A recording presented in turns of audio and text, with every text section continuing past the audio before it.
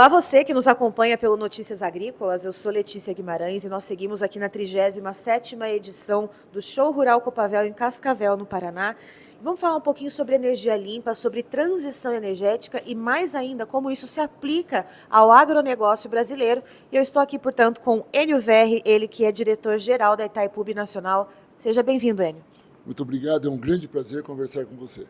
Prazer é todo nosso. Enio, primeiro eu gostaria de perguntar de que maneira é possível no Brasil, com essas dimensões continentais que a gente tem, com um agro tão pujante e tão diverso, justamente pelo tamanho do Brasil, conseguir realizar a transição energética, ou pelo menos iniciar um processo, né, que dê uma origem a uma mitigação dos efeitos de mudanças climáticas e somar isso ao agronegócio mantendo produtivo? É claro que numa visão de longo prazo, o processo da transição passa pela educação ambiental. Então, se nós olharmos que daqui 10, 15 anos, isso começa nas escolas, começa com as crianças, com divulgação nos meios de comunicação, porque é sério, e a crise climática está aí e é na vida das pessoas. Por outro lado, além da educação ambiental, que nós vamos chamar de macro, nós temos experiências concretas acontecendo em todo o país. Aqui no oeste do Paraná, onde está ocorrendo o show rural, é um exemplo disso. É uma região de pouco mais de 50 municípios, onde tem um índice de produtividade muito alto, tem uma ocupação de 100% da mão de obra, é uma região pujante, mas ela é resultado, primeiro, dessa educação ambiental, que já ocorre há muitos anos, somado a uma aplicação muito grande de tecnologia. A verdade é que a Itaipu Binacional, através do seu parque tecnológico, em parceria com as cooperativas, que vale a pena destacar que essas cooperativas têm um papel fundamental nessa parceria. Então, os produtores organizados em cooperativa, a Itaipu com seu parque tecnológico, juntos, construímos uma análise concreta e real, que ou nós cuidamos imediatamente da terra, ou não teremos terra para plantar. Com essa realidade assumida pelos produtores, nós conseguimos desenvolver softwares, programas, políticas públicas em comum com a usina inclusive pagando para que seja retomada a curva de nível, o asfaltamento de estrada rural, os investimentos também na reciclagem com catadores e catadores nas áreas urbanas. Essa soma de experiências nos permitiu chegar onde estamos. É muito pouco, eu lhe diria, mas prova que um trabalho coletivo, concreto e comprometido pode nos levar a essa redução desse desafio que nós temos, que é um desafio que está dado e não há como dizer que isso não vai acontecer. Ele é um fato concreto e temos que enfrentá-lo. E, Enio, a gente está falando de Itaipu, a gente fala de água, a gente fala de energia, assim como a gente está vendo essa grande figura, esse monumento aqui no fundo.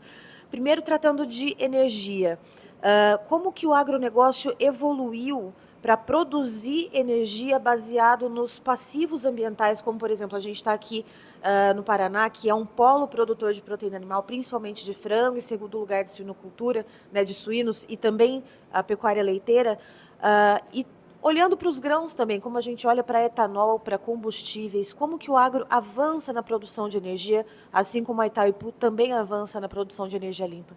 Olha, é um trabalho coletivo, conforme já lhe disse. O que era um problema vira solução.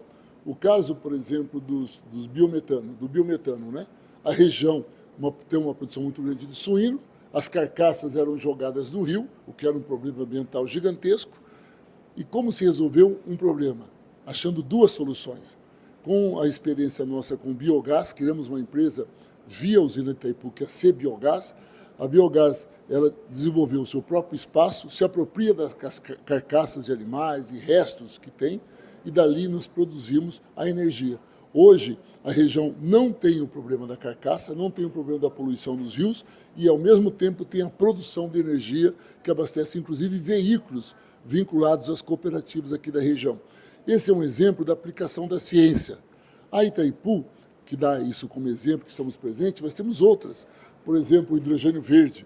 Esse hidrogênio verde é uma alternativa que, creio, muito em breve estará no mercado. Hoje ela está no estágio que o preço ainda está caro porque ainda não tem consumo em escala. Mas chegamos no nível ideal. Creio que muito em breve vamos utilizar.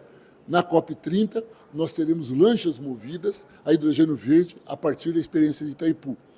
Nós temos também o SAF. SAF é o petróleo sintético utilizado em aviões, também é uma experiência que temos na Itaipu, e a primeira que está usando o gás metano, né, o biogás aí para desenvolver o SAF, e esse SAF também é uma experiência que está bem avançada, com grandes parceiros já nessa área, e também, lógico, que achamos que é fundamental, porque já é uma prática que ocorre no Brasil, que é a energia solar.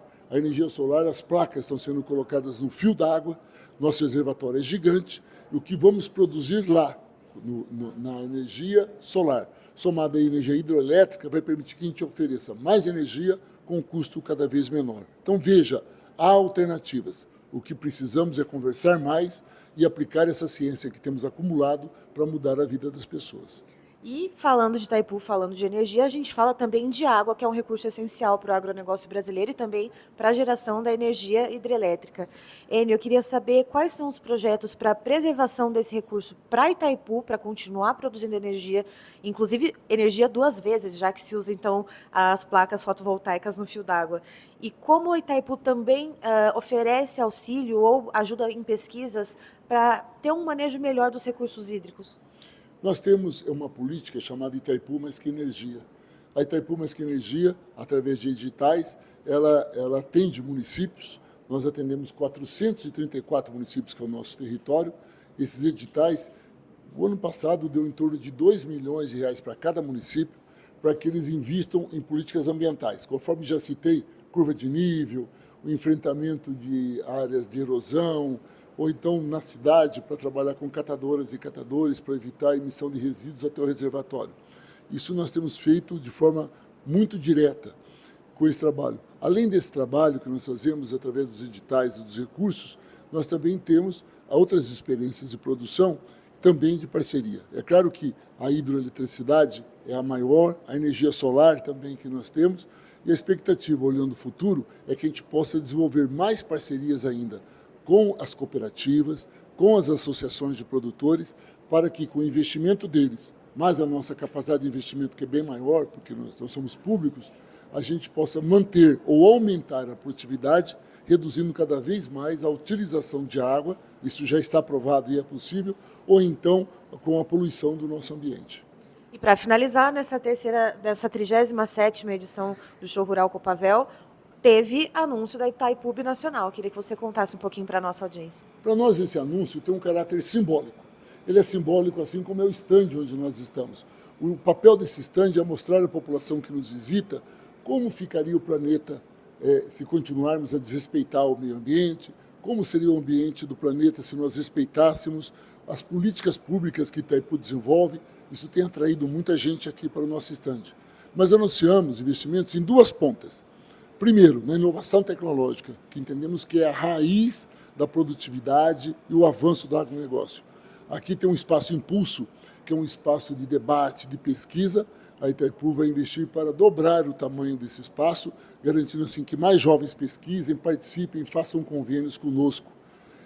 O espaço Impulso, inclusive, que é ligado ao Itaipu Parktech, nós temos dentro deles até cursos de doutorado e mestrado ligados ao espaço Impulso. No outro extremo, no Dia a Dia da Terra, nós anunciamos um investimento de R$2 milhões para o Barracão da Agricultura Familiar. Nós vamos ampliar o Barracão da Agricultura Familiar para que os produtores venham aqui mostrar o seu produto, vender, e assim como os grandes do agronegócio, entabular negócios e vendas para todo o ano. Esses 2 investimentos é para mostrar que um não vive sem o outro. Você pode ter a produção, o suor do seu rosto, a necessidade da chuva, do sol, mas a inovação é fundamental nesta relação para aumentarmos a produtividade. É isso, é produção de energia, tecnologia e o agronegócio colocando o Brasil na vanguarda do mundo. Eu encerro por aqui, já tem mais informação para você. Notícias agrícolas, informação agro relevante e conectada.